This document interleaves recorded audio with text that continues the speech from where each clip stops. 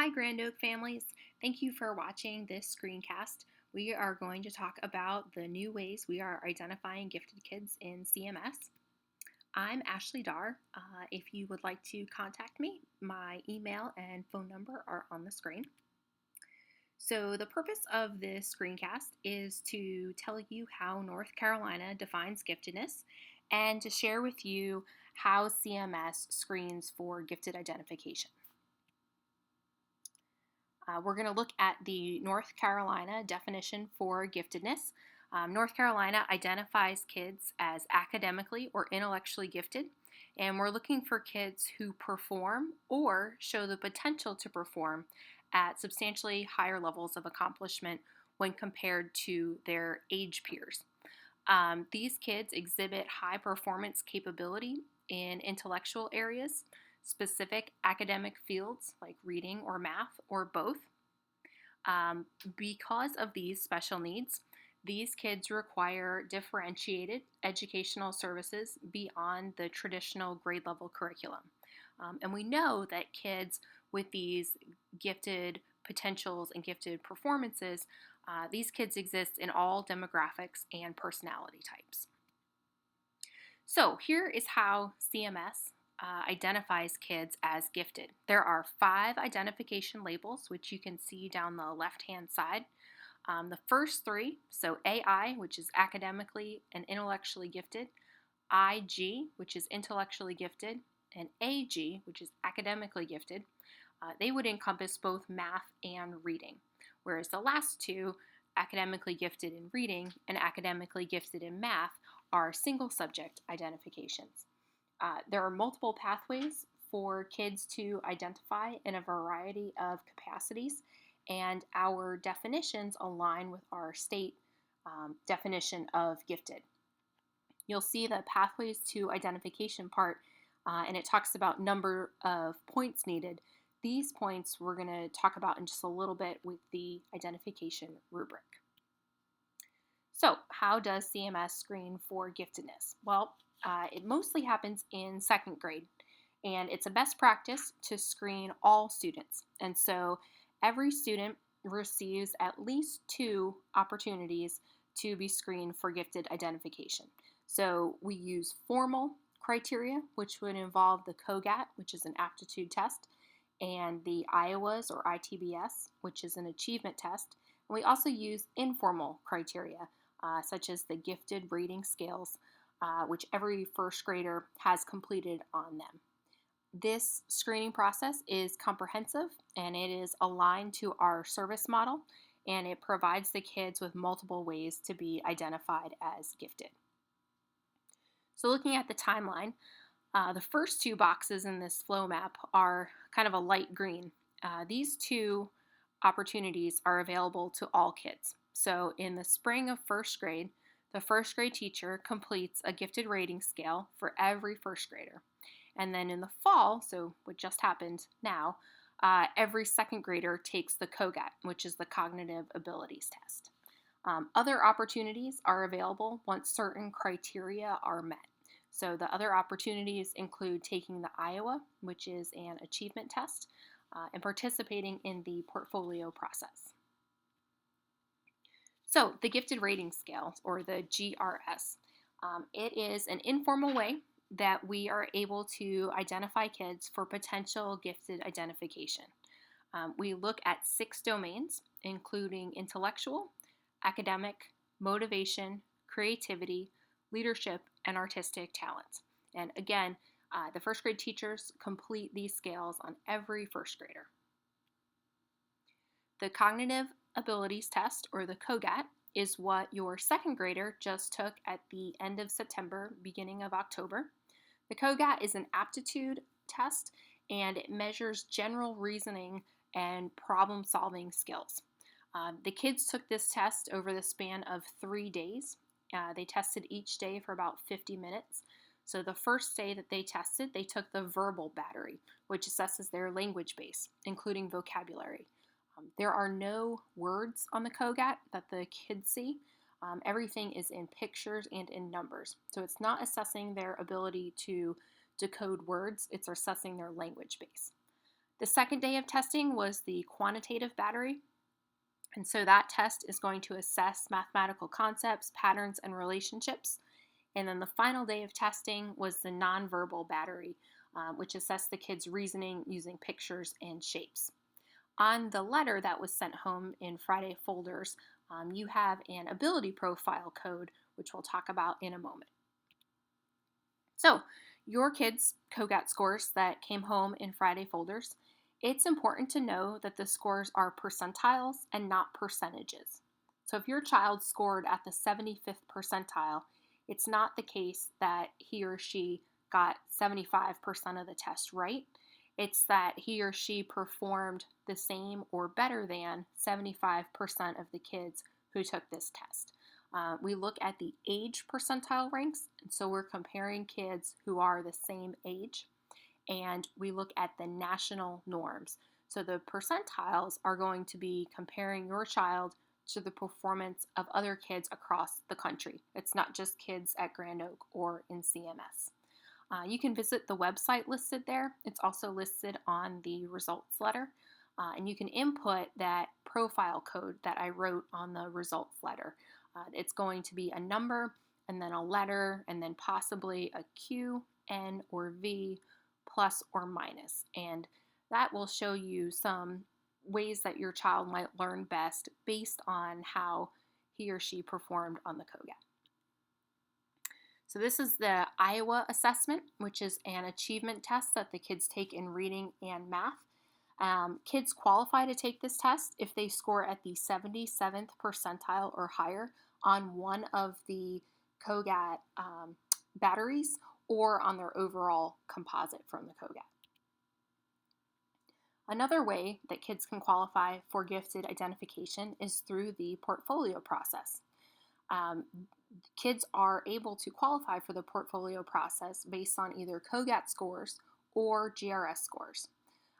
I will work with the kids who are going through the portfolio process to collect work samples, and we are looking for evidence of advanced language, analytical thinking, motivation, perseverance, leadership, perspective, sensitivity, and humor, and creativity and artistic talent. If your child is part of the portfolio process, I will let you know as part of your results letter.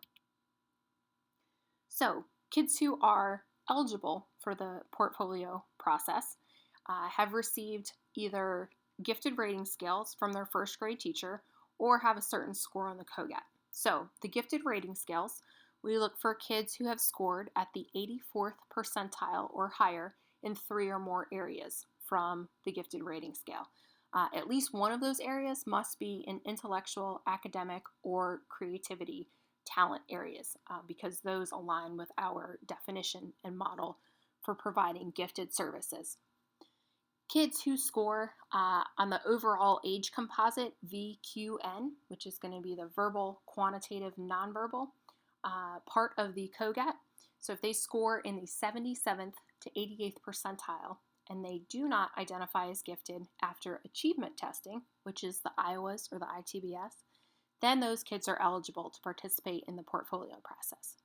Additionally, if any of our kids have any of the following factors, so if they are an English language learner, if they receive exceptional child services, which is special education, if they receive McKinney-Vento homeless student services, if they have an exceptionally high rate of absenteeism, or if they have multiple entry points, so transferring among a number of schools within a 2-year period, then we consider looking at any battery of the COGAT. So we look at any battery, and if they have scored at the 77th percentile or higher and have not identified as gifted after achievement testing, they are eligible for the portfolio process too. So where did 77 come from? Why the 77th percentile? So we have cast a wider net in terms of identifying kids, and we are looking to the 7th staining now because we're looking to capture all of the kids that are performing at least above average. And so you can see where the percentile rank corresponds with their reasoning ability level. And so we want to further assess kids who are performing above average or very high with respect to their peers. Where did the 84th percentile come from on the GRS gifted rating scale? Well, when you look at the chance of a child being identified as gifted, we want to be able to further screen kids who have a high probability or a very high probability as being identified as gifted. And so that would be the 84th percentile and higher. The GRS scores alone are not used for gifted identification. It's always in combination with other scores. So either the COGAT, the IOWAs, the ITBS, or the portfolio process. So looking at our gifted identification rubric, kids can start earning points on this rubric by scoring at the 77th percentile or higher. This year we have a more direct path to gifted identification. Previously, the kids used to continue to test through gifted identification. Starting this year, once a student identifies as gifted in any capacity, the process will stop. So we've gotten rid of some of the unnecessary testing. And there are multiple ways that kids can identify as gifted. This is the rubric. There's a lot here. I would be happy to meet with you and look at your child's scores to see how many points your child receives in each category. You can just email me or call the school and let me know that you'd like to meet. We're going to go through a couple student scenarios, sample student scenarios, but I'd be happy to meet with you if you're interested in learning more about how your child scored the number of points. Again, these are the identification labels that we use in CMS, and you'll see that they correspond with different areas of the rubric. So, sample students. Okay, this is student number 1. You can see that this student has very high scores from the COGAT, and we're looking at the VQN composite score, which is the 98th percentile. This student also has a number of high GRS percentiles. So when we go to the next screen, we're looking at that VQN percentile. So when we look at this student's scores on the rubric, we would identify this student as academically and intellectually gifted because he or she scored at the 98th percentile overall on the COGAT. No further assessment required. Student number 2 remember we're looking for the 77th percentile or higher on the COGAT, and student number 2 has a verbal percentile at the 79th. And so this student would qualify for further testing. He or she does not qualify yet, but they would take the IOWAs, the ITBS. So we would have them participate in the achievement testing. We get the achievement scores back, and the student had scored at the 89th percentile in reading, the 75th percentile in math. When we look at the additional score of the 89th percentile in reading from the IOWAs, that's the achievement assessment, we add the 3 points and the 2 points. And this student now has 5 points to potentially be identified as academically gifted in reading. You need 6 points in order to qualify. So at this point, the process would stop and the student would not identify as gifted. At Grand Oak, we look at gifted identification, but we also look at the kid's performance in the classroom. And so just because a child does not identify as gifted, if he or she is showing those above average abilities and performance, then there's a chance that I would still have the opportunity to work with them. That child would still have the chance to receive gifted services because we base our class placement on the kid's performance in addition to just the gifted identification. Okay, student number 3. Student number 3 does not have any COGAT scores above a 77, but he or she does have at least 3 GRS percentiles at the 84th percentile or above. So this student would qualify for the portfolio process. Student number 4. When you look at those COGAT percentiles, you can see that they are above the 77th percentile. And so this student would qualify for achievement testing with the IOWAs. After getting the Iowa scores back, we see that the student scored at the 99th percentile in reading and 95th percentile in math. When we put all of those points together, this student would identify as academically gifted because he or she has 13 points with the Iowa and the COGAT. Student number 5. None of the COGAT percentiles are 77 or higher, and none of the GRS percentiles are 84th percentile or higher. So this student would not identify as gifted, and the screening process would stop. Beyond second grade, we can still identify kids as gifted. Once your child is identified as gifted, then they do not need to test again. They will keep that gifted identification throughout their CMS career. If your child is not identified as gifted, we have to wait at least 2 years before retesting them. We make the decision to retest as a school TD site-based committee. So I will meet with your child's classroom teachers, and we will look at a number of scores. We'll look at MAP scores, we'll look at EOG scores, we'll look at their class performance. If you're interested in having your child retested, you can let me know once it's been that 24-month time period waiting. So usually in 4th grade.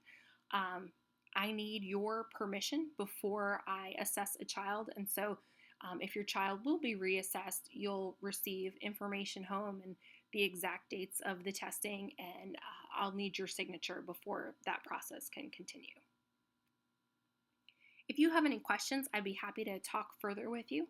My email is ashleych.dar@cms.k12.nc.us, and Grand Oaks phone number is 980-343-2063. Thank you so much for watching.